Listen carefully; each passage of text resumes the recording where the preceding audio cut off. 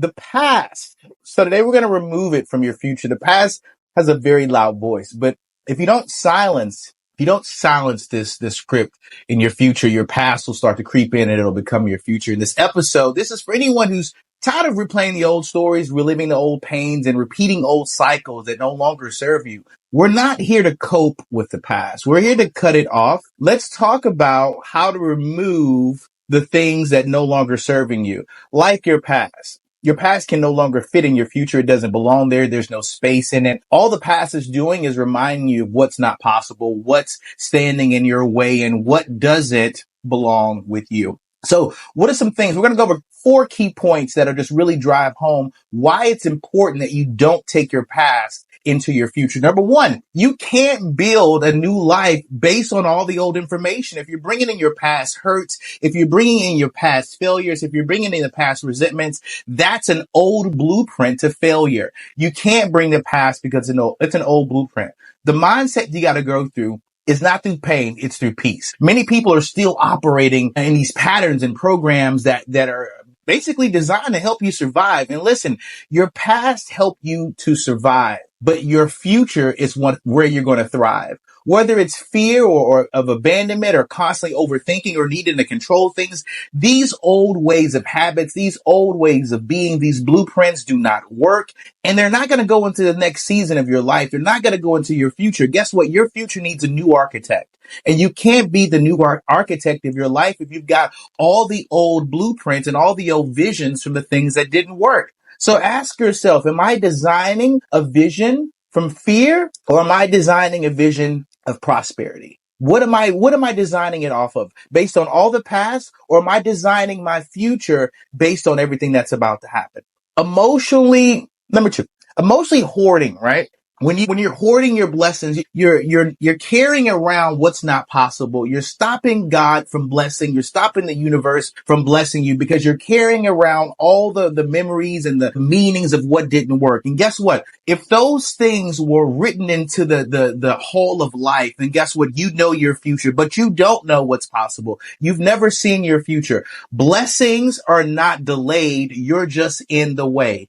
I'll say that again. Your blessings are not delayed. You're just in the way, right? In the way of what? In the way with your resentments, in the way with your shame, in the way with your regret. All the things that you've thought about in your past that aren't serving you, you can't take them into your future. You're not going to be able to walk into the river of change, step into a new side of life with all the things that don't work in your life.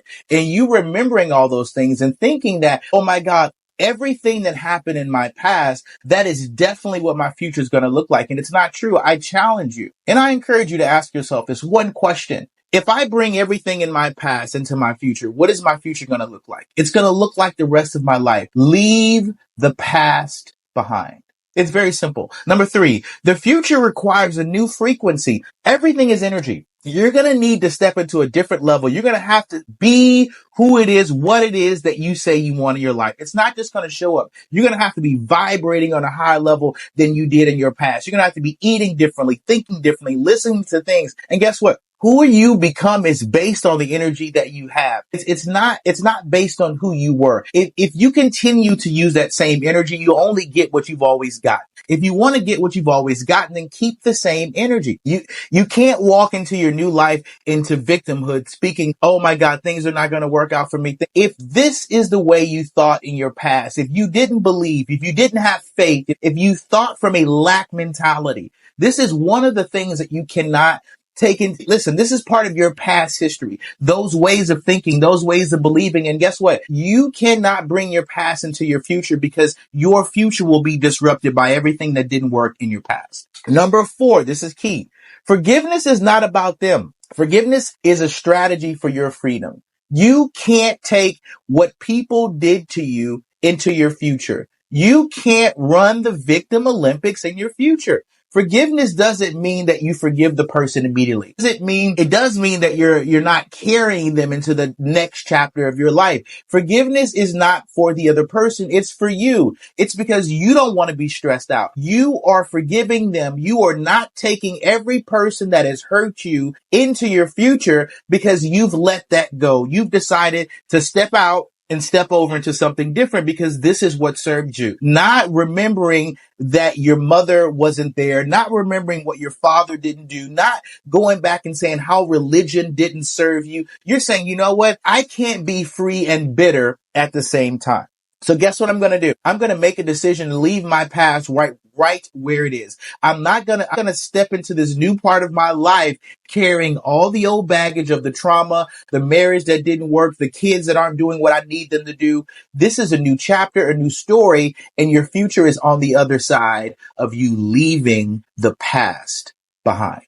So my wish and my blessings is that you resolve your pain and release yourself from these identities and attachments that haven't served you and basically have allowed you to sabotage yourself and fail yourself and believe that things aren't possible. The reason why God can't bless us a lot of times is because we're holding on to emotions and things that are standing in the way of God releasing and the universe releasing blessings. We're holding on to betrayal. We're holding on to regret. We're holding on to childhood wounds and traumas and spaces that leave no room for love. Do you have room for love? Because if the past has all the hurts, then the new life has no room. If you're holding on to the past hurts, then love has no room to fit inside of your life. You have to make room for love to align yourself with your destiny. You must elevate your thoughts, your behaviors, and your energies beyond what was shaped by your survival. Forgiveness. Forgiveness is shaped through love. Letting go isn't a weakness. It's a discipline act. Letting go isn't weakness. It's learning that, you know what, if I forgive you, I can go on to the next side of my life, not bringing the baggage, not bringing the trauma, and I'll be able to serve on a higher level. I'll be able to give to my children. I'll be able to give to my community. I'll be able to serve my husband. I'll be able to serve in my job and in my service on a much higher level. Why? Because I'm not traveling around with the past. I'm not held down by all the things that didn't work. I'm not trapped by the past, and neither are you. So my wish and my blessing is that you subscribe, Apple, Spotify, YouTube, and make sure you catch the next conversations on Fearless Talks. I'll talk to you guys soon.